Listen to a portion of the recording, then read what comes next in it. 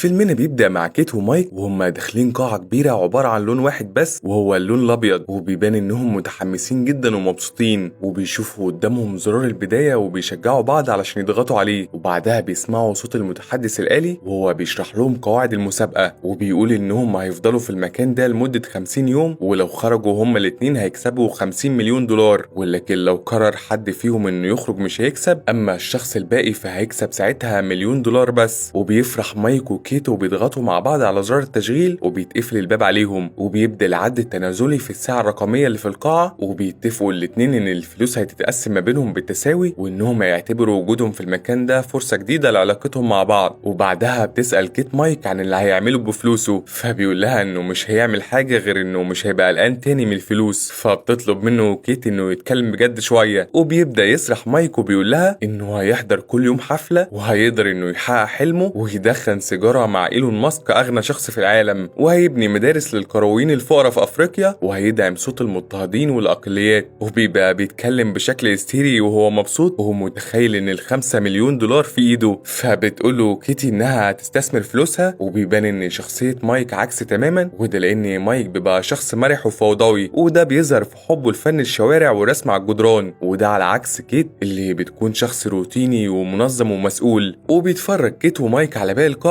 وبيلاقوا الحمام وبيدخلوا علشان يشوفوه، ولكن المتحدث الآلي بيقول لهم إنه مش مسموح دخول الحمام غير لشخص واحد بس. وبعدها بيدخلوا يناموا على السرير واللي بيبقى برضه باللون الأبيض. وبيعدي الوقت وبيبقى مايك زهقان، وده لأن مفيش أي وسيلة ترفيه، وبيشوف شاشة لمس على جدار القاعة وبيلاقي فيها كل القوانين اللي تخص التحدي، وبيلاقي قائمة بالأكل فبيطلب العشاء، ولكنه بينزل في هيئة علبة لونها أبيض وجواها لبن مخلوق ببروتين، وبيبقى ملوش طعم وبرضه لونه أبيض. وبيتضايق مايك ولكنه بيخمن وبيكون عنده أمل إن الفطار هيكون أحسن. وبتظبط كيت المنبه بتاع الشاشة على الساعة 7، وبتسأل مايك لو الميعاد هيكون بدري بالنسبة له، فبيقول لها مايك إنها تظبط المنبه براحتها، وده لأنه في أجازة وهيصحى وينام زي ما يحب. وبيتغير نور القاعة في الوقت اللي بيقول فيه المتحدث الصوتي إنه جه وقت الليل واللي معناه وقت النوم. وبينام مايك وكيت على السرير، وبيحاول مايك إنه يدخل في علاقة مع كيت، ولكنها بتكون خايفة من شخص اسمه البروفيسور بافلو، واللي بيبقى الشخص المسؤول عن اللعبة كلها، وبيتخمن إنه ممكن يكون مراقبهم أو بيصورهم. وفي تاني يوم بتصحى كيت في ميعادها وبتدخل الحمام علشان تستحمى، وبعدها بتحط الغسيل بتاعها في مجرى الغسيل جوه الحيطة، وبتاخد لبس مختلف واللي بيبقى أخيرا الحاجة الوحيدة الملونة. وبعدها بتبص في المراية وهي بتتكلم مع نفسها وبتقول إن اليوم ده يومها وإنه هيبقى مليان بالحيوية والنشاط، وبتفضل تكرر نفس الجملة كنوع من التحفيز الذاتي. وبعدها بتخرج كيت من الحمام وبتبدأ تمرين اليوجا والاسترخاء، وده لأنها بتحاول تعمل روتين يومي معين علشان تحافظ على صحتها النفسية. وفي الوقت ده بيبقى مايك زهقان جدا وما بيعملش أي حاجة غير بس إنه بيراقب الشاشة الرقمية الخاصة بالوقت. وبعدها بيفضل يتكلم عن اللون الأبيض وإنه يعتبر لون معدوم وما بيعبرش عن أي حاجة، وإن الغرفة اللي هم فيها اسمها غرفة التطهير ولكنها في الحقيقة غرفة اللا شيء. فبتحاول كيت تنصحه إنه يبطل يبص في الوقت أو الحيطة، وإنه ما يحاولش يسرح بأفكاره على قد ما يقدر عشان ما يتجننش. وبعد شوية بيطلب مايك الأكل، وبيظهر إن وجبة الفطار والغدا هم نفس وجبة العشاء. وبتعدي الأيام وبيلعب مايك وكيت مع بعض زي إنهم يسقفوا في نفس الوقت أو يمارسوا التمارين أو حتى يغنوا، وده لحد اليوم ال23.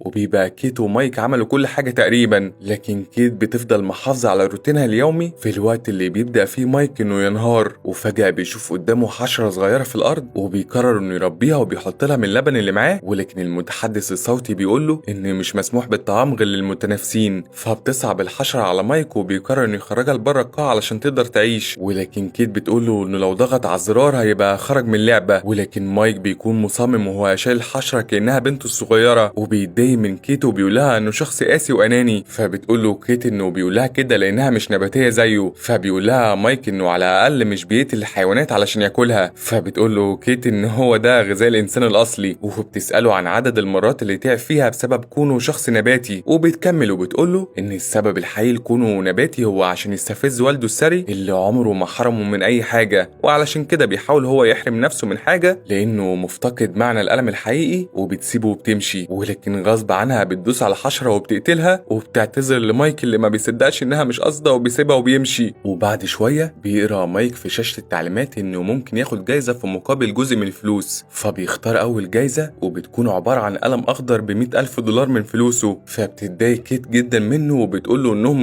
نصيبه هو. وبيفضل مايك يرسم على الحيطة وهو مستمتع زي الأطفال، وبيحس بالنعم اللي ما كانش بيحس بيها. فبتطلب منه كيت إنه يرسمها، وبيبدأ مايك في رسمها ولكن بالطريقة اللي هو شايفها بيها. ولكن كيت بتطلب منه إنه يرسمها صورة عادية. فبيقول لها مايك إنها ممكن تبص على نفسها في المراية بدل ما تترسم رسمة عادية، وإن الرسم لغة تعبير مختلفة وما فيش أي متعة في إنها تكون نسخة من الواقع. فبتقول له كيت إنه بيقول كده علشان هو أصلا ما بيعرفش يرسم رسم حقيقي، وبتقوم وبتسيبه. فبيكمل مايك رسم لحد ما القلم بيخلص وبيرجع يحس تاني بالملل. وبعد شوية بتقرر كيت إنها تعتذر لمايك وبتقول له إنها مضغوطة وإن الوضع أصعب من ما هي كانت متخيلة، وبيسامحها مايك فعلا وبيناموا في حضن بعض. وبعد شوية بتقوم كيت علشان تدخل الحمام، وفجأة بتلاقي مسدس على الحوض. فبتنادي بسرعة على مايك اللي بيتصدم وما بيرضاش يقرب منه، وما يعرفوش إذا كان فيه رصاص ولا لأ، وبيقرروا إنهم يتخلصوا منه. فبيحاولوا إنهم يحطوه في مجرى الغسيل، ولكن المتحدث الآلي بيقول إن ممنوع وضع أي شيء في مجرى الغسيل غير غسيل. فبيقرروا يخبوه تحت السرير، وبيحسوا إنه ممكن يبقى البروفيسور بافلو بيلعب بيهم. فبتسأل كيت عن سبب كل اللي بيحصل وليه ممكن حد يفكر في تحدي زي ده. فبيقول لها مايك إن البروفيسور بيعمل أفلام وثائقية من زمان، وإنه مهووس في دراسة الحالة الإنسانية في ظروف مختلفة، وإن في آخر فيلم وثائقي ليه قرر ساعتها إنه يحول بنت عادية لموديل عالمية، وبتبقى كسبت فلوس بشكل جنوني. ولكن في النهاية بيؤدي التحول المفاجئ في حياتها هي وأهلها لتدميرهم تماما، وبتموت الأسرة كلها. فبتتخض كيت جدا ولأول مرة بتحس بالخوف. وبعد شوية بيقول لهم المتحدث الآلي بإنه كل واحد فيهم معاه اتصال، وبيظهر فيديو من أخت مايك وهي بتتكلم معاه بعد ما بيطلب منها أصحاب التحدي يعملوا فيديو للمتسابق، وده علشان ما يكونوش محرومين تماما من العلاقات الإنسانية. وفعلا بيفرح مايك جدا أول ما بيشوف أخته اللي بتقوله إن وجوده في مكان زي ده فرصة كويسة ينسى بيها كيت السامة، وكمان بتقوله يسامح نفسه وينسى شون. وبيظهر مايك اتأثر جدا، وبعدها بيتقطع الاتصال. وبتضايق كيت بعد ما بتعرف إن مايك حكى لأخته عنها حاجة. وبعدها بيجي الاتصال التاني واللي بيكون لكيت، ولكن كيت بتنهار فجأة وبتقول إنها ما عندهاش حد وإنها مش عايزة تشوف حاجة. ولكن بيظهر قدامها راجل عجوز بيتكلم معاها وبيفكرها بذكرياتهم زمان مع بعض. وبتفضل كيت تصرخ وهي بتتألم وبتحاول تقفل الجهاز ولكن من غير فايدة، وبتقعد جنب الحيطة وهي بتعيط. وبيظهر إنها افتكرت ذكريات وحشة. فبيحاول مايك إنه يخفف عنها وما بيبقاش فاهم حاجة. وفي تاني يوم ما بتقدرش تصحى كيت من النوم، وبتكون مكتئبة جدا وبتحكي لمايك عن اللي ظهر في الفيديو، وإنه كان والدها اللي بياخد منهم مصاريف البيت والمدرسة علشان يشرب بيهم. وبتقول إنها لما شافته وافتكرت ذكريات عذابها معاه وإساءته ليهم دايما، وإنه دلوقتي في دار المشردين بسبب إدمانه على الكحول، وإنها عارفة إنه مش هينفع تسيبه ولكن برضه مش قادرة تسامحه. فبيحاول مايك إنه يخفف عنها، وبيقول لها إنها جه الوقت علشان تطلب الجايزة بتاعتها. ولكن كيت مش بتوافق وبتقول له إنها هتقوم وهتبقى كويسة. وبعد شوية بتقوم كيت من على السرير وبتطلب من مايك إنه يطلب الجايزة التانية بتاعته، وبتدخل الحمام. وفعلا بيطلب مايك الجايزة التانية واللي بتبقى مقابل $250,000 من نصيبه. وفجأة بتدخل الجايزة اللي بتكون على هيئة بنت جميلة ولكنها ما بتكونش لابسة حاجة خالص. وبتخرج كيت من الحمام وبتتخض أول ما بتشوفها. فبيحاول مايك يبرر لها وبيقول لها إنه ما كانش قاصد يجيبها وما كانش يعرف إن جايزته التانية هتكون بنت. فبتطلب كيت منه انه يقلع التيشيرت بتاعه ويديهولها علشان تغطي بيه جسمها. وبيسالوها عن اللي قالوا لها على المكان، فبتقول لهم انها ممثله وانهم طلبوا منها تدخل من غير هدوم مقابل فلوس كتير. وبيظهر انها ما تعرفش اي حاجه عنهم ولا عن اللي بتعمله. وبيصدقها مايك بعكس كيت اللي ما بتكونش واثقه فيها وبتبقى غيرانه منها جدا. وبيجي ميعاد النوم وبيبان غيرة كيت جدا منها وما بتكونش عايزه مايك يقرب منها. فبتقول لهم الممثله انها ممكن تنام على الارض، ولكن كيت مش بتبقى واثقه فيها. فبتقول لها انها ممكن تنام جنبهم، وبتنام كيت في النص. وفي تاني يوم بتصحى كيت من النوم ومش بتلاقي الممثله وبتفتكر انها مشيت، ولكن بيظهر انها في الحمام. وبتفضل كيت عايشه طول الوقت في توتر وضغط بسببها. فبتقرر اخيرا انها تطلب جايزتها الاولى، وبتبقى الجايزه عباره عن حبوب هلوسه، وبياخدوا ال3 منها وبيفضلوا طول اليوم عايشين في خيالات وهلاوس. وبينام مايك من كتر التعب وبيحلم بطفل صغير بيغرق وما بيكونش قادر ينقذه، وبيقوم من النوم وهو بيصرخ وبينادي باسم شون. فبتجري كيت عليه بسرعه علشان تهديه، وبتفضل تقوله انها بتحبه وان موت شون مش ذنبه. ولكن مايك بيبقى في حاله هستيريا وبيبقى عايز يخرج من المكان اللي هو فيه، ولكن كيت بتقدر انها تهديه وبتخليه ينام تاني. وبعدها بتقعد كيت مع الممثله وبيتكلموا مع بعض، وبتحكي كيت عن شون واللي بيكون اخو مايك، وان بسبب حبوب الهلوسه اللي اخدها من اليوم اللي كان قاعد معاه فيه ما قدرش انه ينقذه ومات غرقان. وبتتاثر الممثله جدا وبتفضل قاعده لوحدها. وبتنام كيت جنب مايك اللي بيصحى بعد شويه وبيقعد مع الممثله، وبتحاول انها تخفف عنه عنه وبتمسك ايده وبتنبهه ان اللي بيعملوه في نفسهم غلط، وان الفلوس اللي هياخدوها في الاخر مش هتشتري لهم الحب او هتعوضهم عن الاذى اللي بيحصل. وفجأة بتقوم كيت من النوم وبتحس بالغيرة اول ما بتشوفهم ماسكين ايد بعض وبتتخانق معاهم، فبيتضايق مايك منها بسبب عدم ثقتها فيه وبيمشي وبيسيبها. وفي تاني يوم بتصحى كيت وبتلاقي الممثلة اختفت وبتفرح جدا وبتحس اخيرا بالراحة، وبتقوم من مكانها وفجأة بتلاقي جملة مكتوبة على الحيطة معناها ان مايك دخل مع الممثلة في علاقة. فبتتعصب كيت جدا وبتقوله انه خاين، وبيحاول مايك يقول لها انه ما لمسهاش، ولكن كيت ما بتسمعهوش وبتفقد اعصابها وبتزقه بقوة على الارض وبتخبط في دماغه. وبينزف مايك وبيقول لها انه محتاج دكتور وانه لازم يخرج من هنا، وبيكون متألم جدا، ولكن كيت بتقوله ان النزيف هيقف وبتحاول تهديه وبتضغط على الجرح اللي في راسه. فبيبص مايك بنظرة كلها احتقار وبيقول لها انها اصلا مش مهتمة بيه، وانها مستعدة تسيبه ينزف في مقابل الفلوس، وانها شخص اناني وما بيفكرش غير في نفسه. وبيقول لها انها كمان بتشك في وفائه ليها على الرغم من انه فضل شهور مستنيها لما كانت مسافرة، وانه خسر كل اصحابه علشان يفضل قاعد معاها وهي حاسة بالاكتئاب، ولكنها بدل ما تقابل كل اللي عمله بالعطف والحب قابلته بالغيرة والخناق. وبيعرفها انه هيمشي من المكان ده وانه مش مهتم بالفلوس زيها، وان الغرفة دي هي اللي حولتهم لوحوش مش بيهتموا بحاجة غير الفلوس. وبيطلب منها تيجي معاه لانهم بكده بيخسروا بعض، ولكن كيت ما بتوافقش وبتقوله انه سهل عليه يرمي الفلوس لانه طول عمره كان مستمتع بيها بسبب والده الغني، اما هي فعمرها ما حست زيه بسبب والدها اللي كان شخص فقير ومستهتر. وبتترجاه كيت انه ما يمشيش، ولكن بيصمم مايك انه يمشي. فبتاخد كيت المسدس اللي تحت السرير وبتهدده بيه، وبيتخض مايك جدا ولكنه ما بيخافش، وبينصحها انها ما تسيبش الغرفة تأثر على حياتها. وبيقرب مايك من الباب فبتضرب كيت نار في الهواء علشان تخوفه اكتر، ولكن مايك بيكمل طريقه وبيدوس على الزرار وبيخرج من الغرفة. وبتفضل كيت لوحدها في الغرفة وهي منهارة وبتعيط. وبتعدي الايام وبتكون مش بتتكلم مع اي حد ولا بتعمل اي حاجة غير انها بتنام. واخيرا بتخلص مدة ال50 يوم وبتخرج كيت من التحدي. وبعد فترة بيقابل مايك كيت بالصدفة وبتبقى خارجة من دار رعاية المشردين، وبتقول لمايك انها كانت بتزور والدها، وبيفرح مايك بيها جدا بعد ما بيحس انها اتغيرت. وبيتمشوا مع بعض شوية وبيتكلموا، وبيسألها مايك عن اللي عملته بالفلوس اللي اخدتها ولكنها ما بتردش عليه. وفي اخر مشهد في الفيلم بنشوف لوحة مكتوبة على دار رعاية المشردين بان تم انشائها من قبل متبرع غير معروف، واللي بنعرف انها كيت بعد ما اخدت الفلوس وانشأت بيها الدار وقررت انها تساعد المحتاجين. الفيلم ده بصوت عبد الله طارق وكتب السكريبت حسين عصام. ما تنسوش تقولوا لنا ايه اللي فهمتوه من الفيلم في الكومنتات، وتتابعوني على صفحة الفيسبوك او صفحة اليوتيوب لو انت على اليوتيوب، واستنونا في فيلم جديد في الخلاط.